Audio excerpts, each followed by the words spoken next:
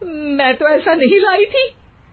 आप मुझे शाबाशी दे सकती है माँ जी, मैंने ही केक काट दिया। आपने कहा था ना, फल यानी फ्रूट यानी हमेशा काट के लाना। तो फ्रूट केक भी तो फ्रूट ही है ना, तो मैंने पहले ही काट लिया। हूँ ना मैं समझदार। अरे बहू, ये क्या किया? केक हमेशा वही काटता है जिसका जन्मदिन होता है।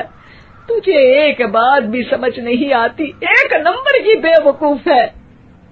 पूरा माहौल बिगड़ चुका था। संदीप को लगने लगा था कि साहब उसे प्रमोशन तो दूर की बात है, कहीं डिमोशन ना दे दे। लेकिन साहब बीच में ही बोल पड़ते हैं। अरे अरे, कोई बात नहीं, ये इनकी बेवकूफी नहीं है, इनका भोलापन है। बेटा, आप कहाँ से हो?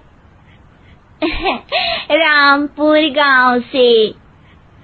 अरे वाह,